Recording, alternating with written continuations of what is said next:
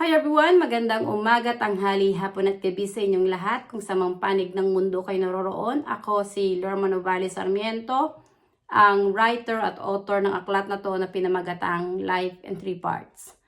Ang layunin at misyon ng aklat na to ay para magbahagi ng ebanghelyo ng salita ng Diyos para magpahayag ng katotohanan na templo ng Espiritu Santo ang katawan ng tao at tayong mga tao ay hindi mabubuhay at iiral dito sa mundo kung wala ang presensya ng Espiritu Santo. Ang Espiritu Santo ang siyang amang espiritual na siyang Diyos Ama na nagsugo kay Jesus.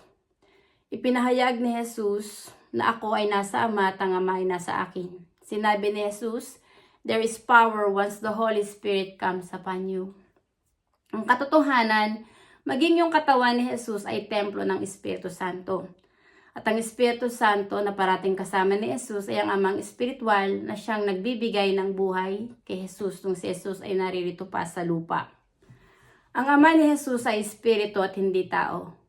Kung kaya hinihikayat ni Jesus ang mga tao na magsisi at magbalik loob sa Espiritu Santo dahil yung ating katawan, templo ng Espiritu Santo at ang Espiritu Santo ay siyang nag-iisang espiritu na lumalang sa tao, sa lalaki at babae, na may pag-aari ng ating buhay. At darating ang panahon, babawi ng Espiritu Santo ang kaluluwa sa ating katawan kung kaya tayo mamamatay at lilisan dito sa mundo. At ang ating kaluluwa ang siyang babalik sa Espiritu para humarap sa paghuhukom. At kung hindi mo tinanggap ang katotohanan sa mga aral ni Jesus, na templo ng Espiritu Santo ang iyong katawan at hindi mo tinanggap sa puso mo, ang Espiritu Santo ay ang Diyos na lumalang sa iyo na siyang amang espiritual ng iyong kaluluwa, ang kaluluwa mo ay hindi makakapasok sa langit. Dahil hindi ka patatawarin ng Espiritu Santo at hindi ka rin kikilalanin ng Espiritu Santo na anak niya. Sinabi ni Jesus na sa huling panahon kung anong magaganap. Sinabi niya na magkakaroon ng mga gera ang mga bawat nasyon, magkakaroon ng labanan ng bawat kaharian, magkakaroon ng mga lindol, kalamidad, peste, at taggutom. Honestly, narito na tayo sa huling panahon at maraming mga tao ang patay ang kanilang buhay espiritual dahil maraming mga tao ang mas iniibig nila ang kanilang sarili at ang pera. At sa araw na to, ang topic ko ay Truth Bomb, ICC, and George Soros are allies. Gusto kong ibahagi sa inyo na yung katawan ng bawat tao dito sa mundo ay templo ng Espiritu Santo. At maraming mga tao na yung mga sumasamba sa pera ay hindi nila tinatanggap ang katotohanan sa mga aral ni Jesus na ang kanilang katawan ay templo ng Espiritu Santo at ang Espiritu Santo ang lumalang sa kanila na nagbibigay ng buhay sa sarili nila. Ngayon, sa politika sa ating bansa, dahil nga sa ginawang pag-aresto kay Tatay Digong, honestly yung ginawa na yon ng ICC ay labag sa batas ng soberanya sa ating bansa. At ang ating bansa ay hindi nila dapat panghimasukan. Honestly, ang ICC ay connected yan sa Open Society Foundation. At ang Open Society Foundation, ang may pag-aari niyan, yung founder niyan ay si George Soros. Marami akong i-rebuild sa inyo patungkol kay George Soros dahil siya yung ipinahayag sa akin ng Espiritu Santo na siyang demonyo dito sa mundo, na siyang global manipulator at dictator na naghahasik ng kaguluhan sa mga bawat nasyon. At dahil nga binigyan tayo ng utak ng Panginoon, kailangan nating magsaliksik at hanapin ang katotohanan. Sa naganap na pag-aresto kay Tatay Digong, yung pag-abduction sa kanya, honestly, yung pagkuha kay Tatay Digong sa ating bansa ay abduction yun. Hindi yun legal na hulihin ng ICC kahit pa kutsabahan itong Pangulo natin si BBM sa mga ICC, mali yun dahil binaypas nila yung soberanya sa ating bansa. At itinanong ko sa social media, tinanong ko kung ang ICC ay connected sa Open Society Foundation at binigyan ako ng kasagutan ni Google. Sinabi niya, yes, the Open Society Foundation, particularly its Justice Initiative, has a history of supporting the International Criminal Court and its goals including advocating for its reform and strengthening its performance. Sinabi ng Panginoon, do not fear, have courage, for I am with you always. I will never leave you nor forsake you. Ang katawan ko ay templo ng Espiritu Santo at ang Espiritu Santo ang siyang gumigising sa akin, ang Diyos Ama na aking kinikilala na amang espiritual ng aking kaluluwa. Ang siyang nagbibigay ng buhay sa akin. At ang mission ko ay hulihin ng bawat kaluluwa ng bawat tao na tanggapin sa puso nila na ang Espiritu Santo ang nagbibigay ng buhay sa ating mga tao para maging kaisa tayo ni Jesus sa totoong iglesia ng Diyos na ang kinikilala lang na amang espiritual ay ang Espiritu Santo na nanahan sa ating katawan. Sa ipinahayag sa akin ng Google na ang ICC at ang Open Society Foundation ay connected sa isa't isa, pareha silang may mga patungkol sa pagsugpo sa mga krimen, pero ipinahayag sa akin ng Espiritu Santo na sila ay mga impostor, mga kampo ng kadiliman, na silang mga nagdiyos-diyosan dito, mga feeling nila sila yung Diyos dito sa mundo, na sila yung maghuhukom at sila yung mga hari. Pero ang katotohanan, ng Espiritu Santo lang ang may pag-aari ng ating buhay at siya lang ang maghuhukom sa ating kaluluwa. Alam ng Espiritu Santo kung sino yung kanyang mga tupa na nakikinig sa kanyang mga salita na naging kaisa ni Jesus at kung sino yung mga demonyo na silang nagmamayabang at nagmamataas sa Espiritu Santo. At para kadagdagan, doon sa sinabi ito sa long-term support ng Open Society Foundation, the Open Society Foundations have been actively involved in supporting the ICC for more than 2 decades. So, ibig sabihin, matagal na related, may komunikasyon ang Open Society Foundations at ang ICC. So, sila yung mga impostor dito sa mundo na feeling nila, sila yung mga totoong, yung bang naglalakbay sa Espiritu at katotohanan na sila yung mas tama pa kaysa sa Espiritu Santo na siyang Diyos na lumalang sa atin. Honestly, itong si George Soros, lahat ng tao na magiging malapit kay Tatay Digong, magiging malapit kay Donald Trump, o kaya magiging malapit kay Vladimir Putin, lahat yan, wawasakin niya ni George Soros. Dahil ang katotohanan sa George Soros, siya yung hudas, pinaka-global manipulator at dictator pagdating sa politika. At sinabi rin ni Tatay Digong, na itong si George Soros ang pagdating sa currency, siya yung manipulator. Kung magsasaliksik kayo, mismo si George Soros din ang nagsabi ng yung war on drugs is a failure. Para malaman yung totoong ang katotohanan, ang human rights ay connected din sa Open Society Foundation. At tinanong ko yan kay Google at sinabi ko, is Open Society Foundation connected to human rights? Binigyan ako ng sagot ni Google. Ang sabi niya, yes, the Open Society Foundations founded by George Soros are deeply connected to human rights, focusing on promoting justice, equity, and human dignity through funding and advocacy for independent groups working on these issues. Sinabi ni Jesus, I will never leave you like an orphan. I will leave you the Holy Spirit as your helper and advocate. Honestly, ang nagbibigay ng buhay sa atin ay ang Espiritu Santo. So siya yung magbibigay sa atin ng kaalaman para makita ng tao kung sino ba yung taong mabubuti at kung sinong taong masasama. Honestly, si George Soros ay siyang ipinahayag sa akin ng banal na spirito na siyang pinakademonyo. Marami ang ginawang kawalangian dito sa mundo, itong si George Soros.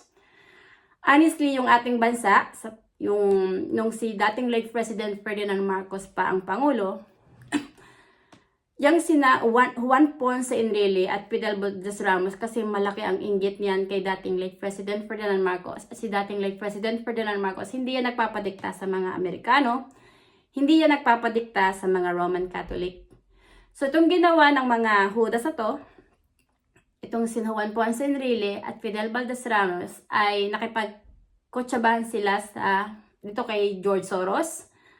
At yung si George Soros, yung financier ng Rappler. Alam ko si Maria Ressa, doon siya nagtatrabaho.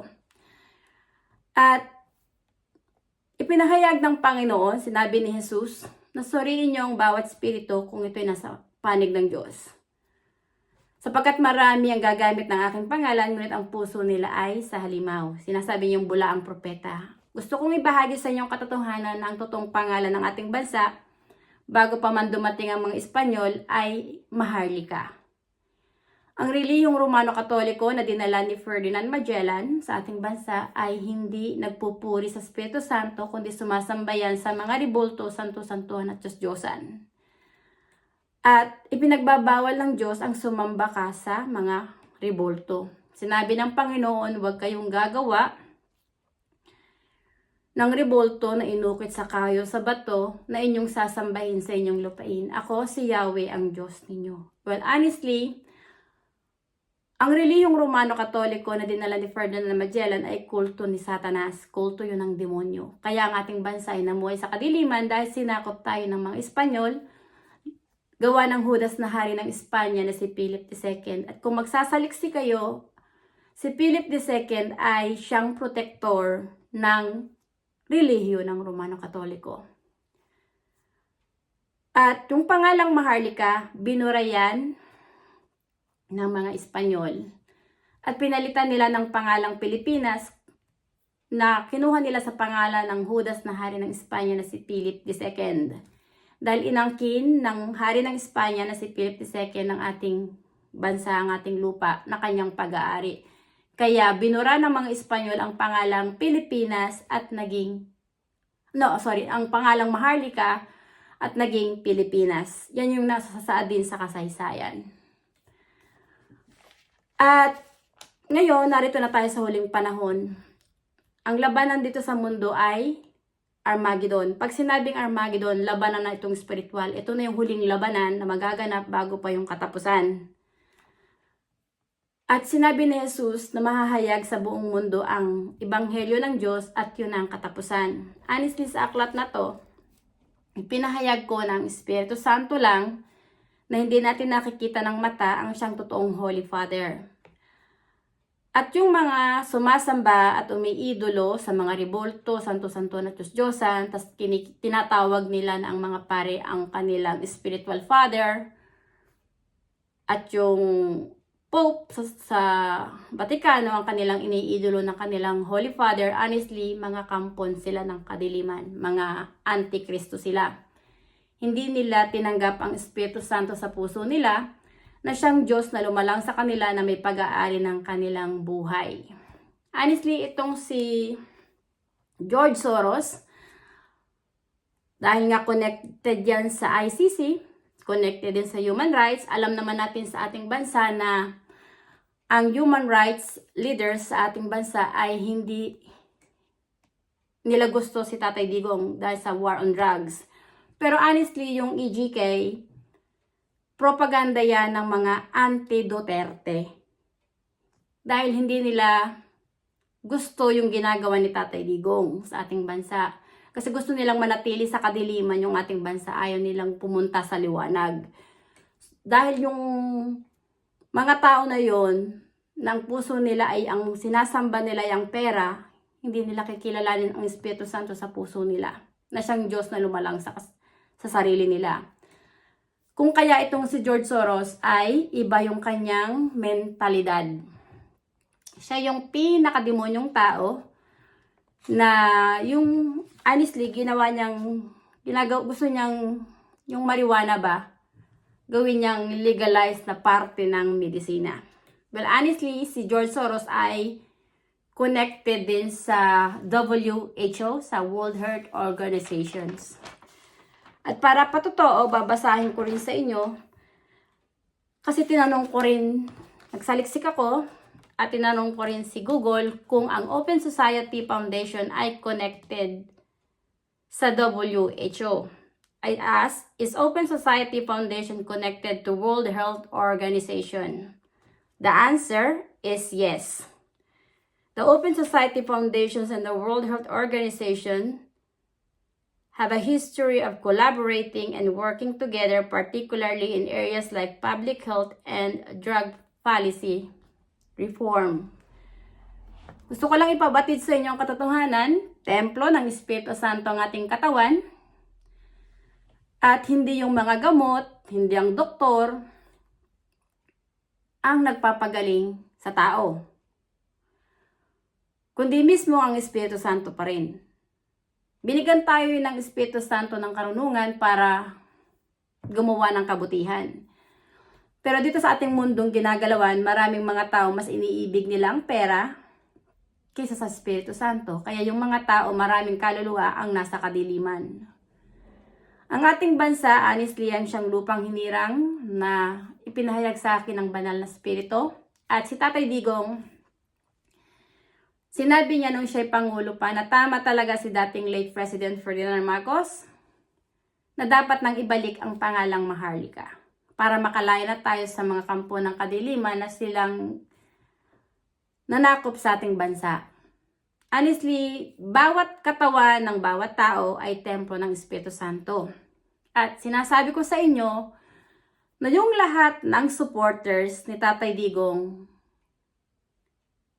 ang Holy Spirit ang may pag-aari ng kanilang katawan. So yung lahat ng nasa panig ni Tatay Digong, they will be empowered and enlightened by the Holy Spirit.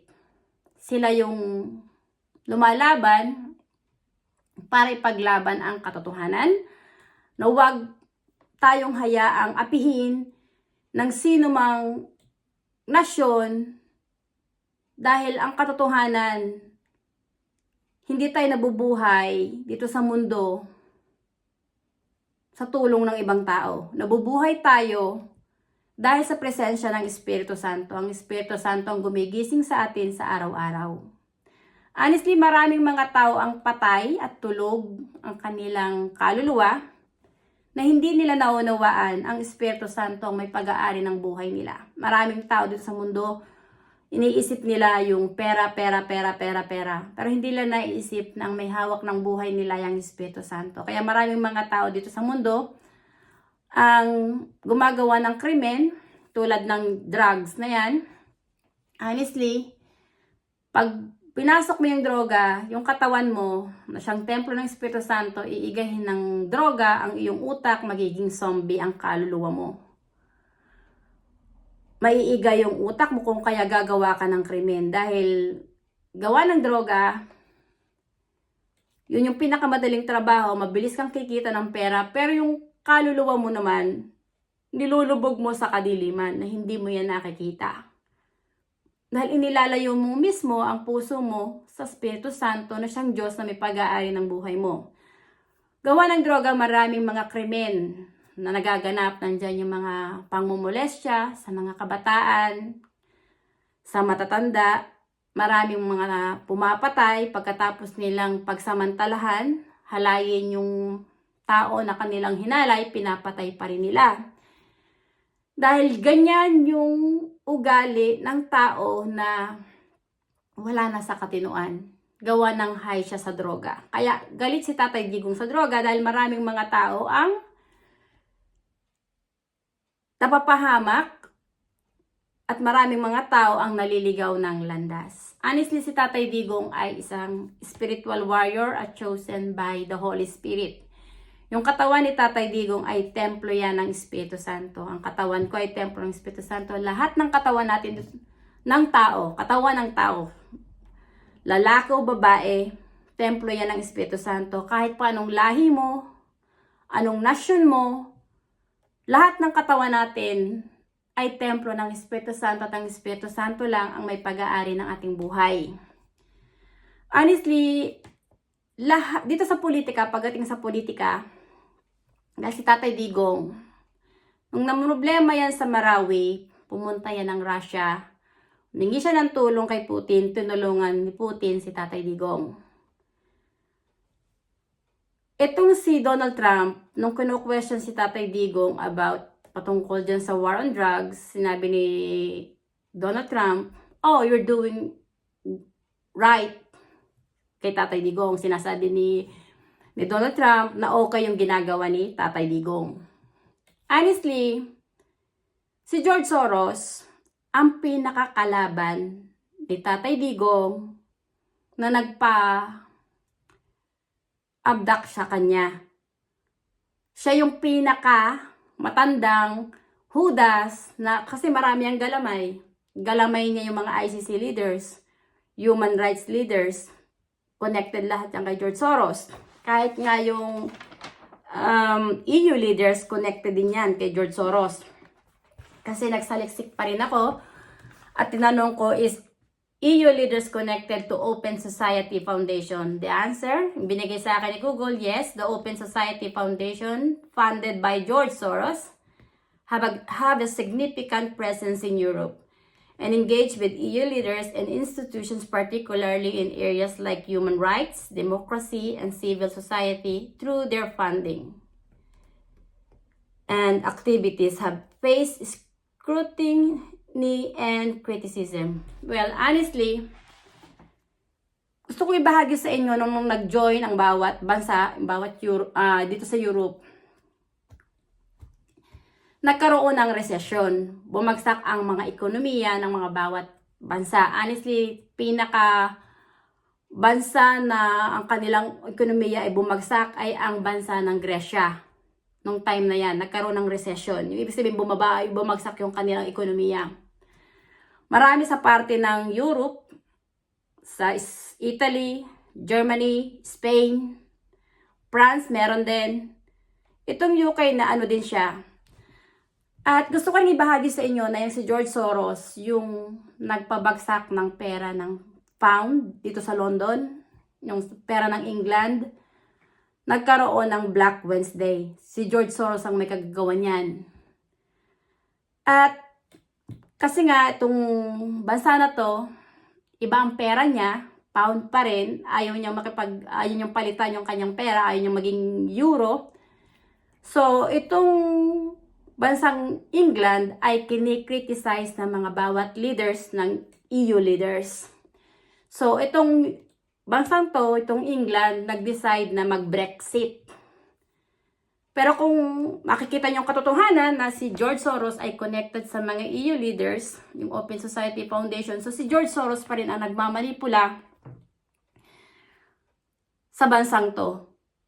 Kung kaya nung si Miss Theresa May, yung Prime Minister dito sa England, dito sa London, nang time na yon talagang hirap na hirap siya na makipag-deal sa mga EU leaders para mag-Brexit.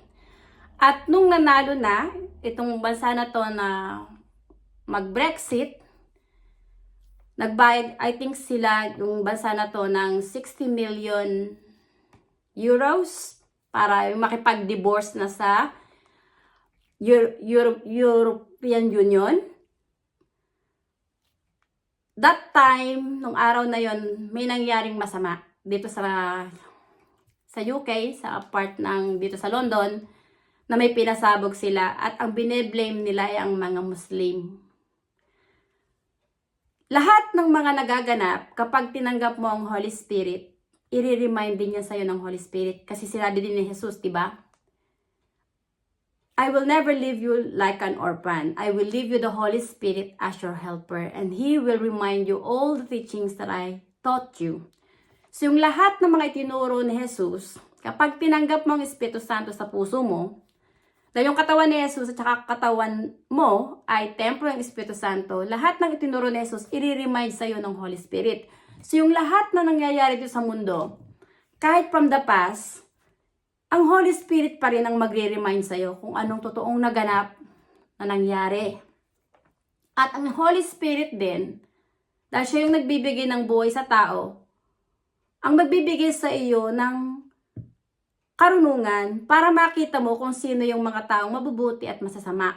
Honestly, ang taong magiging malapit kay Donald Trump, titirahin niya ni George Soros. Kaya ngayon tinitira ni George Soros si Elon Musk kasi si Elon Musk ang tumutulong at sumusuporta kay Donald Trump sa presidente ng Amerika. Itong si Kibuloy, very close yan kay Tatay Digong. So si Kibuloy, pinarusahan din yan ng parte ng mga human rights. Kasi kung sinong malapit sa mga presidente na kinaiinisa ni George Soros, titirahin niya ng human rights at ng ICC. Honestly, si Putin at saka si yung presidente ng Israel,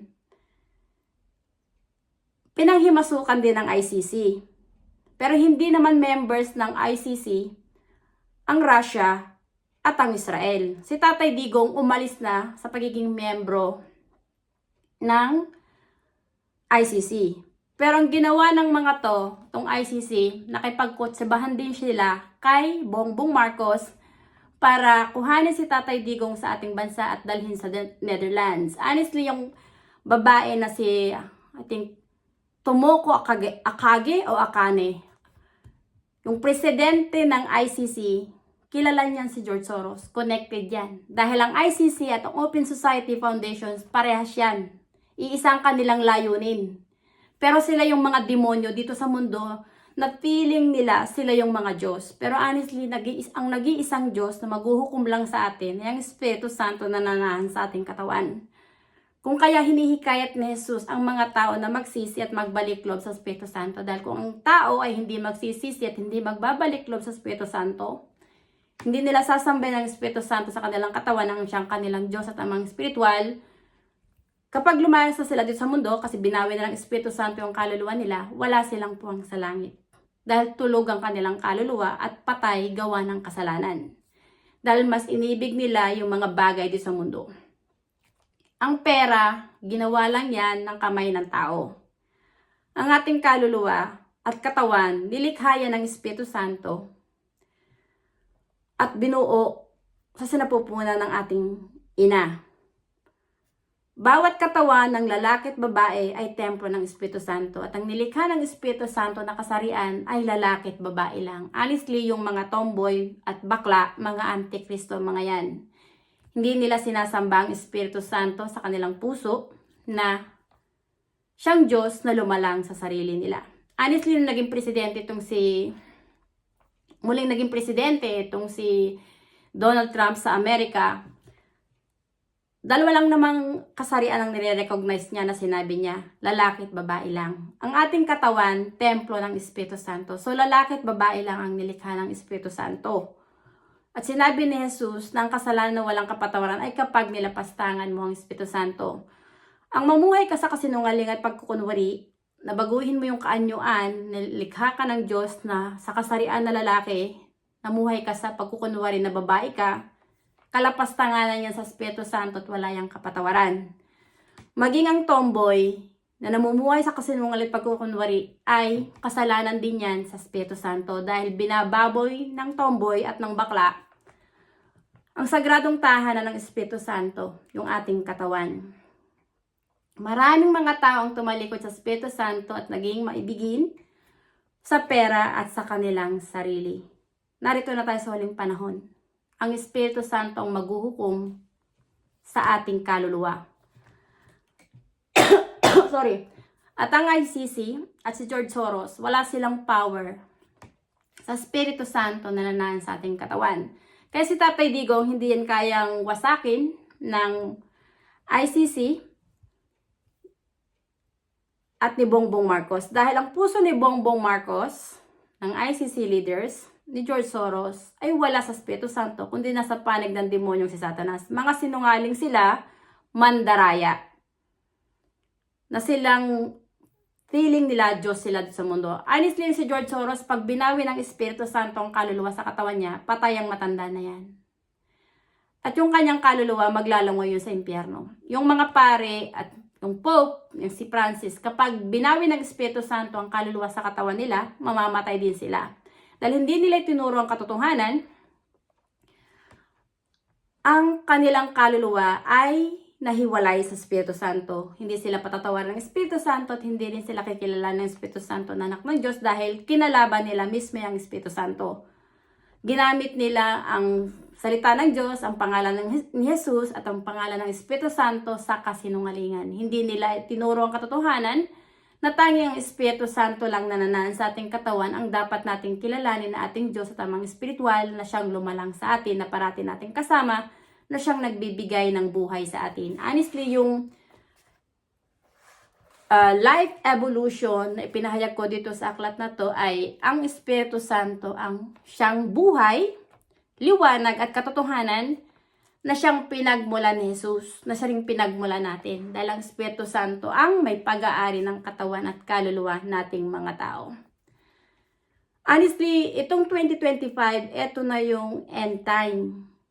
Mahahayag sa buong mundo ang katotohanan sa mga aral ni Jesus na templo ng Espiritu Santo ang ating katawan at ang Espiritu Santo lang ang nag-iisang Holy Father. Yung Pope sa Roma na si Francis, yan na yung pinakahuling Pope. At yung Roman Catholic leaders, Roman Catholic na relihiyon na kulto ng demonyong si Satanas sa dinala ng mga Espanyol, dudurugin yan, wawasakin yan. Honestly, si Tatay Digong ang may hawak ng buhay niya ang Espiritu Santo. So, kapag sa Espiritu Santo ka umasa, sa Kanya ka sumamba, sa Kanya ka sumampalataya, ang Holy Spirit ang gagabay sa'yo at mangangalaga sa'yo. At kahit ano pa mang pag-atake sa'yo na kasamaan na gagawin sa'yo ng kaaway mo, dahil honestly, hindi naman si Tatay Digong ang una nilang winawalang hiya at kinakalaban. Dahil yung Espiritu Santo ang nagbibigay ng buhay kay Tatay Digong. So, ang una nilang inaatake mismo ay ang Espiritu Santo. Honestly, ang ICC leaders, Roman Catholic leaders, ang human rights leaders, maging si George Soros, walang power para wasakin si Tatay Digong. The more nilang hinihilang pababa si Tatay Digong, the more naman itinataas ng Holy Spirit si Tatay Digong. Kasi bawat katawan nating mga tao ay templo ng Holy Spirit. So worldwide, si Tatay Digong inililift up ng mga tao. Bawat tao na magsasama-sama, na magkakaisa, na susuportan si Tatay Digong, honestly, the presence of the Holy Spirit is on their side. At yung mga tao na nagmamataas at nagmamayabang, na mga traidor, dahil sa, alam nyo, meron silang inggit, dahil honestly, masakit nga naman para kay Bongbong, na naging presidente siya, pero ang isinisigaw ng taong bayan ay si Tatay Digong. Kasi si Tatay Digong, totoo siya, na may pagmamahal sa kapwa niya. Si Bongbong Marcos, mahal lang niya ay ang posisyon niya, at yung pera. Kaya ayaw ni Bongbong na parang bumaba. Pero ang mangyayari kay Bongbong Marcos, kapag hindi ka bumaba, hindi ka nag-resign, mas masasaktan ka dahil madudurog ka. Dudumugin ka ng taong bayan. Honestly, si Tatay Digong gusto niyang ibalik ang pangalang Maharlika. At narito na tayo sa huling panahon. Sa tulong ng Holy Spirit na nananahan sa ating katawan, na siyang Diyos na lumalang sa ating mga tao, dahil ang ating bansa ay siyang lupang hinirang ng Espiritu Santo, muling ipapanganak ang pangalang Maharlika. At ang pangalang Pilipinas na nanggaling sa pangalan ng Judas na hari ng Espanya, na si Philip II na siyang protektor ng relihiyon ng Romano Katoliko noon, ay mabubura yung pangalang Pilipinas. Muling ipapanganak ang pangalang Maharlika, then the end. Kasi yung mga tao, tatanggapin nyo na ang katotohanan na templo ng Espiritu Santo ang katawan nyo, at kung mananatili pa rin kayo mapagmataas at mayabang at iiduluhin nyo ay ang mga pari at ang Papa ng Romano Katoliko ang inyong amang espiritual, mamamatay din lang ang katawan at kaluluwa nyo. Dahil hindi kayo patatawarin ng Espiritu Santo. Ang mga tao nagmamataas at nagmamayabang sa Espiritu Santo ay ibababaya ng Espiritu Santo. At yung mga tao na nasa panig ng Espiritu Santo ang siyang itataas ng Espiritu Santo. Si Tatay Digong, honestly, ay siyang spiritual warrior na ipinahayag ko dito sa aklat na to. At para patotoo, ipakita ko sa inyo na yung pangalan ni Tatay Digong ay naririto. At yung patungkol din sa EGK ay tinakel ko din sa aklat na to. At yung EGK, honestly, ay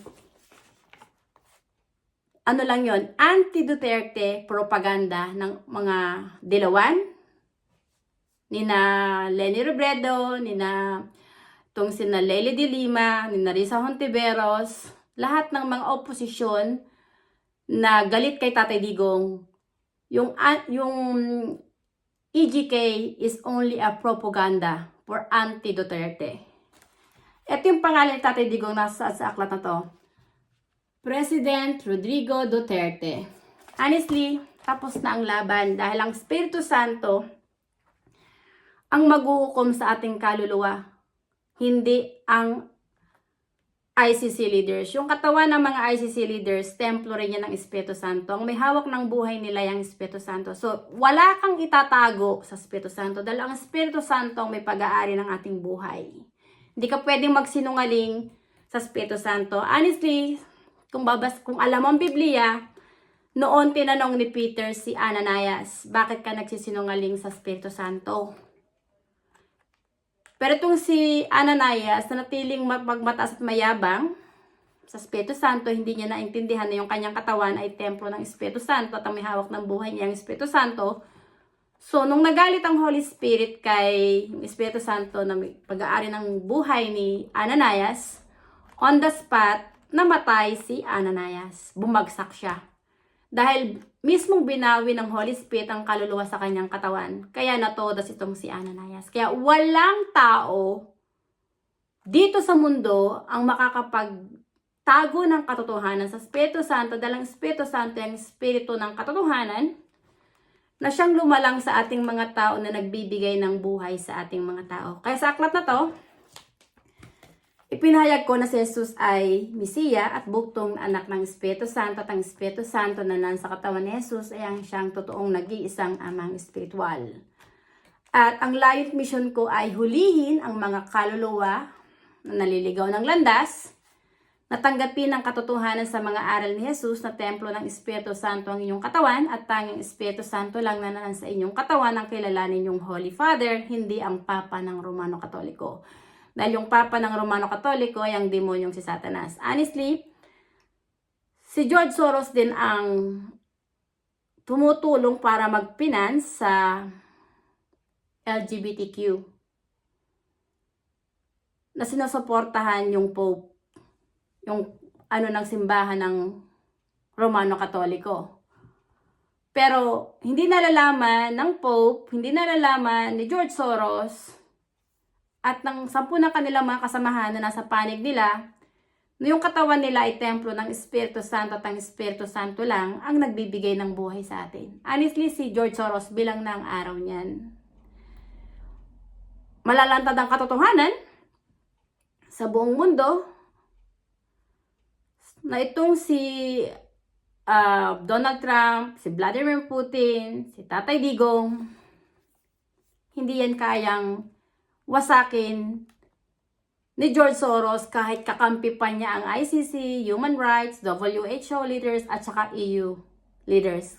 Kahit pa yung lahat ng grupo na to ay maging kasapi ni George Soros, hindi kayang talunin ng grupo na to ni George Soros ang Espiritu Santo na nasa katawan ni Tatay Digong, ang Espiritu Santo na nasa katawan ni Vladimir Putin, ang Espiritu Santo na nanahan sa katawan ni Donald Trump. Dahil bawat katawan ng mga leader na to, si Donald Trump, katawan ni Vladimir Putin, maging ang katawan ni Tatay Digong ay templo ng Espiritu Santo. So ang kinakalaban nitong si George Soros ng human rights sa ating bansa, ni Maria Ressa, na siyang CEO ng Rappler, ng ABS-CBN, yung leader, yung pinaka may pag-aari ng ABS-CBN, ay hindi si Tatay Digong, kundi mismo ang Espiritu Santo na nanahan sa katawan ni Tatay Digong. Ang Espiritu Santo na sa katawan ni Tatay Digong ay ang espiritu ng katarungan, espiritu ng buhay. At kapag pinatay si Tatay Digong ng mga kalaban nila, si Tatay Digong, babalik lang yung kaluluwa niya sa kaharian ng Diyos, Ama sa langit. Tapos na yung mission niya. Pero kung hanggat hindi pa binabawi ng Espiritu Santo ang buhay niya, til pa siya sa mundo, may mission pa siya na dapat tapusin. Alam ko na si Tatay Digong gusto niyang ibalik ang pangalang Maharlika. So, with the help of the Holy Spirit, babalik si Tatay Digong sa ating bansa. At yung ICC na grupo na connected kay George Soros, ang human rights na connected kay George Soros, maging ang WHO na connected kay George Soros at yung EU leaders ng European Union na connected din kay George Soros, magwawakas lahat ang kataas at kayabangan nyo. Dudurugin kayo ng taong bayan at dudurugin kayo ng Espiritu Santo. Sinabi nga ng Panginoon, "Do not fear, for I am with you always. I will never leave you nor forsake you."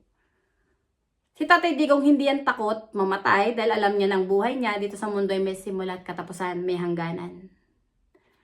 Ang layunin niya ay pahalagahan ang ating bansa, yung mga tao sa ating bansa, na mamuhay ng may pag-asa, malaya, mapayapa, at mabuhay tayo ng may dignidad. Yun ang ang nais ni Tatay Digong, mabuhay tayo ng may dignidad, na lumalaban tayo ng patas. At yung mga tao sa ating bansa kasi, kahit saan mo daling bansa, hard worker ang mga tao sa ating bansa.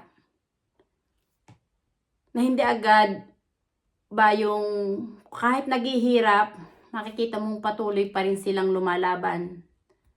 Dahil ang Espiritu Santo na nasa ating katawan, ang siyang tumutulong sa atin, na nagbibigay sa atin ng kalakasan. Kaya kakaiba ang ating nasyon. Dahil ang ating nasyon, ang siyang lupang hinirang ng Espiritu Santo. Na siyang sinakop ng mga Espanyol, sinakop din ng mga Amerikano. And then, noong World War I at World War II, ang ating bansa ang nasira, gawa yung ating bansa ang ginagawa rin nilang battlefield noong panahon na yon. Pero, bilang isang tagapagsalita ng Espiritu Santo, ang layunin ko at mission ko ay magpahayag ng Ebanghelyo na tanggapin yung katotohanan na templo ng Espiritu Santo ang inyong katawan. At tanging Espiritu Santo lang na nanaan sa ating katawan ang dapat nating sambahin, ibigin ng higit sa lahat at kilalanin na ating amang espiritual na parati nating kasama. Para maging isa tayo ni Jesus, na maging anak ng Diyos, na tanging kinikilala nating Ama, na amang espiritual ng ating kaluluwa ay ang Espiritu Santo na nanaan sa ating katawan na parati nating kasama. Honestly, tapos na ang laban. Si George Soros, bilang ng mga araw niyan. Kaya gumagawa yan ng mga kawalang hiyaan, nanlilin lang siya para bawat mga leader sa mga bawat nasyon na gusto niyang wasakin, gagawin niya ang lahat. Pero hindi siya magwawagi dahil ang Espiritu Santo ay ang Diyos na makapangyarihan at hindi siya. Tapos na ang laban. Si George Soros ang siyang pinakademonyong tao pagdating sa politika. Siya yung nagmamanipula at ang sinasamba ni George Soros ay ang kanyang sarili at ang pera, hindi ang Espiritu Santo. Darating ang araw, babawiin na ng Espiritu Santo ang buhay na pinahiram dyan kay George Soros at mamamatay siya at tapos ang kanyang kataasan at kayabangan. Maraming salamat sa inyong pakikinig at kung kayo ay may natutunan o may nalaman sa video na to, at kung gusto nyo na maging kaisa ko o kaisa ng Espiritu Santo, na magbahagi ng Ebanghelyo para magpahayag ng katotohanan na templo ng Espiritu Santo ang ating katawan, at ang Espiritu Santo ay ang siyang Diyos na lumalang sa atin, na dapat lang ating sambahin. At kung talagang tinatanggap nyo sa puso nyo ang Espiritu Santo ay ang siyang Diyos na lumalang sa inyo, hinihikayat ko kayo na i-share itong video na to para maipahayag sa buong mundo na ang Espiritu Santo lang na nanasa ating katawan ay ang siyang totoong amang espiritual at Diyos na nagsugo kay Jesus, na parating kasama ni Jesus, na si Jesus Espiritu na siya eh. At ang Espiritu Santo ay Espiritu, kung kaya sinabi ni Jesus na ako ay nasa Ama at ang Ama ay nasa akin. Ako at ang Ama ay isa dahil parehas silang Espiritu. Maraming salamat sa inyong pakikinig at hanggang sa muli. Bye! Thank you!